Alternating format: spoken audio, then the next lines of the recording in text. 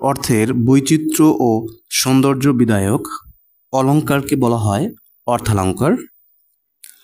উপমা, উৎপ্রেক্ষা, রূপক ইত্যাদি হলো অর্থালঙ্কার। এবার উপমা কাকে বলে? ভিন্ন জাতীয় অথচ সাদৃশ বা সমান গুণবিশিষ্ট দুই বস্তুর মধ্যে সাদৃশ্য উল্লেখপূর্বক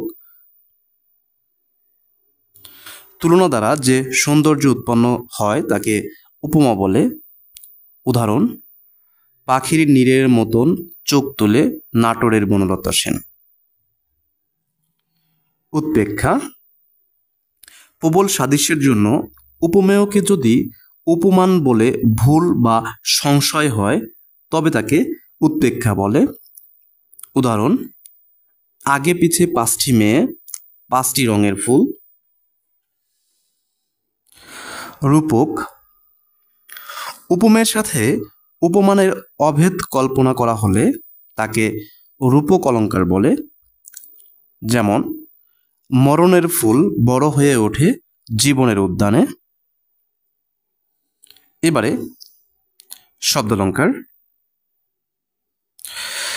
শব্দের ধ্বনিরূপে আশ্রয়ে যে সমস্ত অলঙ্কারের সৃষ্টি হয় তাকে শব্দালঙ্কার বলে। অনুপ্রাস, যমক, শ্লেষ ইত্যাদি শব্দালঙ্কার।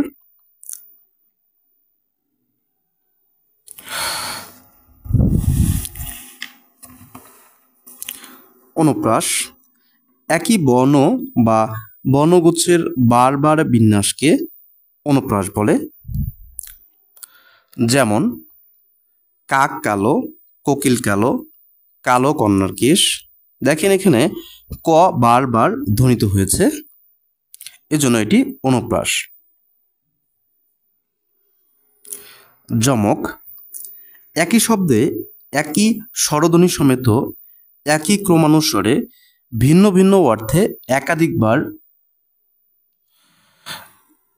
ব্যবহৃত হলে তাকে যমক বলে।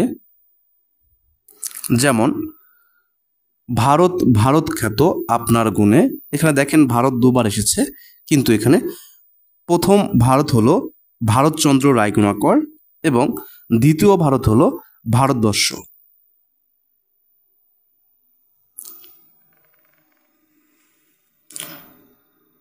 শ্লেষ, একটি শব্দ একবার ব্যবহৃত হয়ে বিভিন্ন অর্থ প্রকাশ করলে তাকে শ্লেষ বলে।